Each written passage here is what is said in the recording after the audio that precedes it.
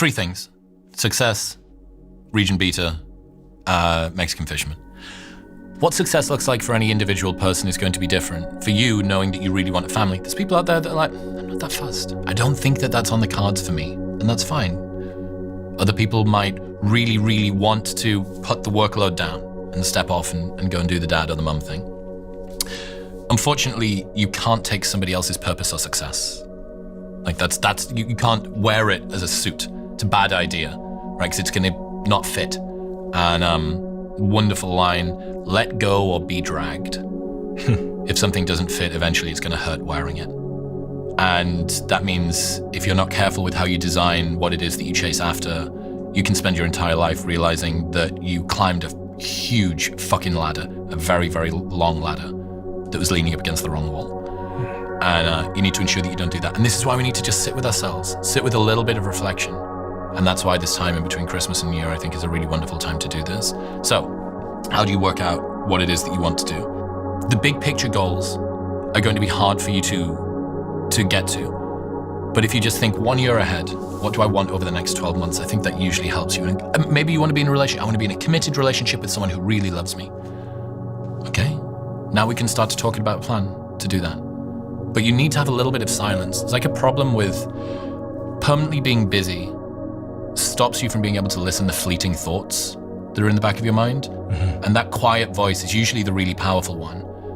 But there's a wonderful line, the answers you seek are in the silence you're avoiding.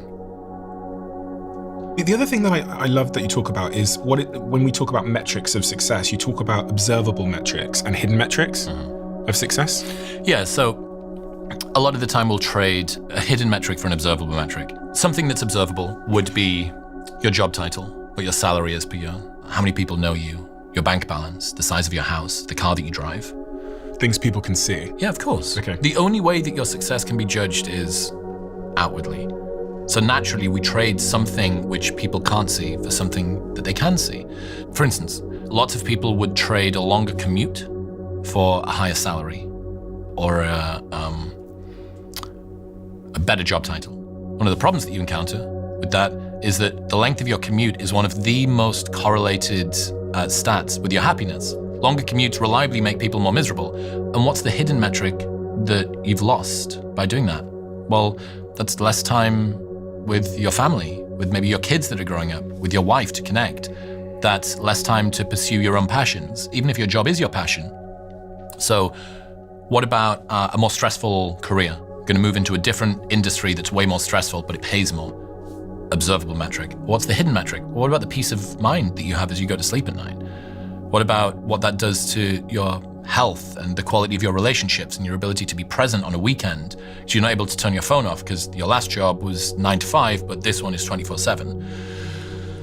Well, it's difficult to say because you're like, people want and need real resources. I want to improve the quality of my family. That's a noble thing to do.